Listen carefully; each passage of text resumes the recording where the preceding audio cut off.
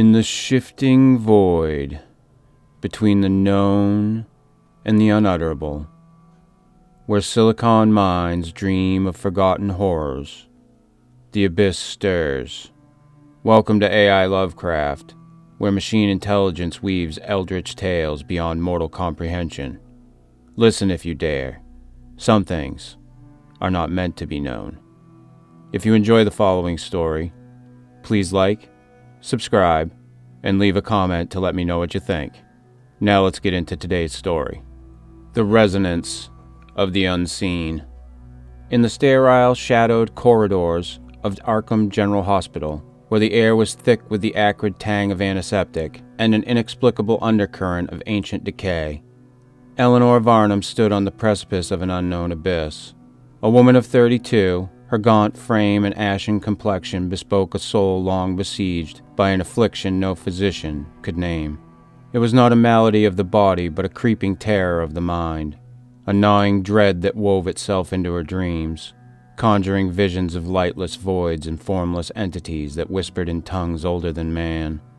The doctors, with their instruments and colder demeanors, had ordered an MRI to plumb the depths of her brain for answers. Yet Eleanor, whose blood carried the weight of ancestors who had pored over forbidden grimoires and gazed too long at starless skies, felt a primal foreboding as she neared the machine. The MRI chamber was a sterile crypt, its centerpiece dominated by a sleek, cylindrical monstrosity that gleamed under the fluorescent lights like the carapace of some dormant leviathan. Its smooth exterior bellied the low, ominous hum that pulsed within, a sound that seemed to vibrate in the marrow of her bones. The technician, a lean figure with a sallow face and eyes like twin voids of polished obsidian, instructed her to lie upon the narrow table. "Remain still," he said, his voice a flat, hollow drone that seemed to emanate from some distant, unplaceable source. Eleanor obeyed, though her pulse thundered in her ears, a trapped creature clawing for release. As the table slid into the machine's claustrophobic maw, the sterile walls closed around her, and the darkness swallowed her whole. The machine awoke with a rhythmic clanging, a mechanical heartbeat that reverberated through her flesh and soul. At first there was only the suffocating embrace of the tube and the relentless clamor of the magnets, a staccato pulse that seemed to mock the rhythm of her heart. But as the machine's resonance deepened, a strange vertigo seized her, and the sterile confines of the MRI dissolved like mist before a gale. In its place, Eleanor beheld a vista of cosmic horror, an expanse so vast and alien that her mind recoiled from its immensity. The void before her was no mere absence of light, but a living, pulsating darkness, shot through with veins of sickly luminescence that writhed like tendrils of some vast, unseen organism. The stars, though they could scarcely be called such, hung in the firmament, not as points of light, but as throbbing, malevolent orbs, their surfaces crawling with patterns that suggested both sentience and malice. They pulsed in time with the machine's hum, as though the MRI itself were a key, unlocking a gateway to realms no human eye was meant to witness. The geometry of this place defied all reason, angles bent and folded in ways that mocked the laws of Euclid, forming structures that were at once solid and fluid, eternal and ephemeral.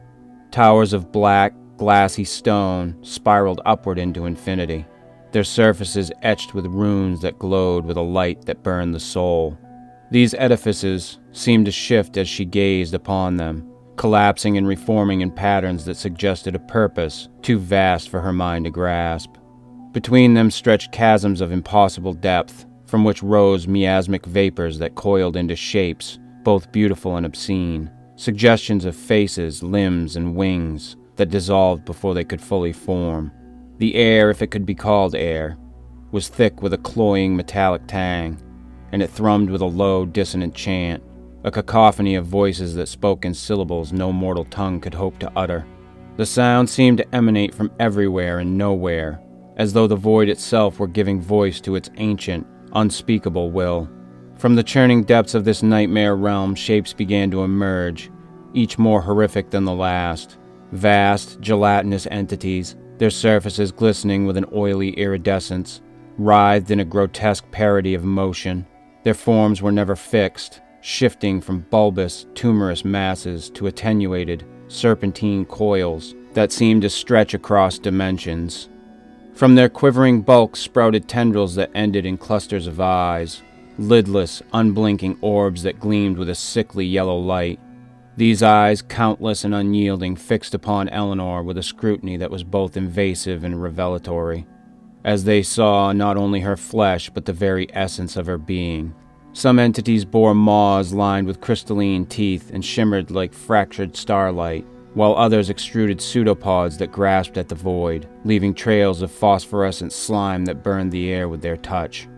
As these abominations drew closer, their forms coalesced into a single, titanic presence, a being so vast that its edges blurred into the horizon of the void.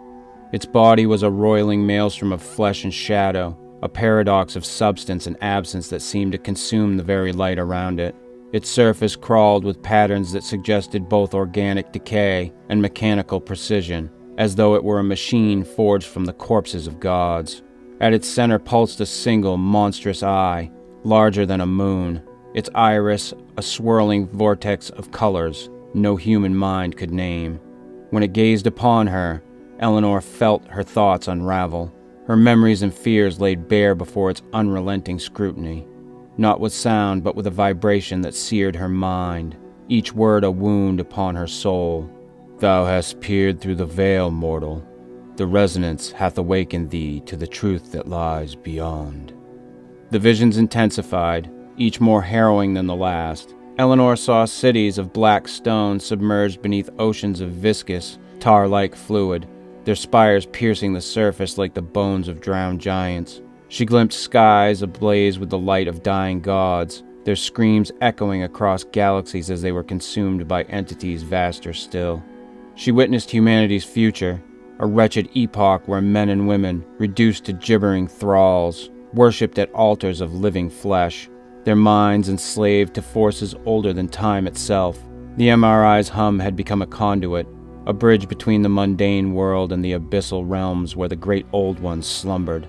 Each pulse of the machine seemed to draw her deeper, her identity fraying as the void sought to claim her. Yet amidst the terror, a spark of defiance flickered within her. Eleanor clung to the rhythm of the machine, using its mechanical cadence as an anchor to her reality. She focused on the cold steel of the table beneath her, the sterile scent of the hospital, the life she had known before this descent into madness. The entities sensed her resistance, and their chant grew louder, more insistent, a symphony of discord that threatened to shatter her mind. The titanic being loomed closer, its eye narrowing as tendrils of shadow reached for her, their touch promising oblivion. But Eleanor, driven by some ancestral wellspring of resolve, forced her thoughts to the mundane, to the world she had left behind. With a wrenching effort, she tore her consciousness free, and the visions collapsed into darkness. When she awoke, she was back in the MRI chamber, the technician's voice crackling over the intercom. "All done, Miss Varnham. You did great." His words were hollow, devoid of warmth. Eleanor's hands trembled as she emerged from the machine, her eyes wide with a knowledge no mortal should bear. The technician's gaze lingered on her, and for a fleeting moment she thought she saw a flicker of something inhuman in his obsidian eyes, a glint of the void she had glimpsed. In the days that followed, Eleanor spoke to no one of her ordeal.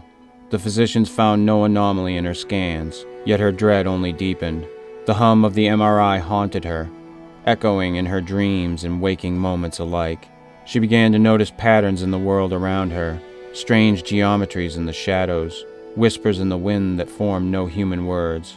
The hospital, once a place of healing, now seemed a threshold to something older, something watchful.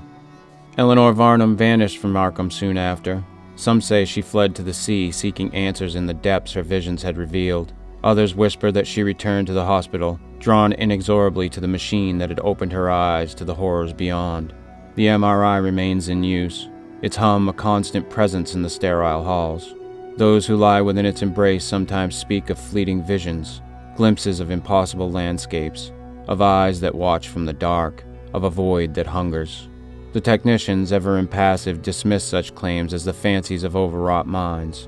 But in the quiet hours when the hospital sleeps, the machine hums softly to itself, as though chanting to unseen stars. its song a siren call to the abyss.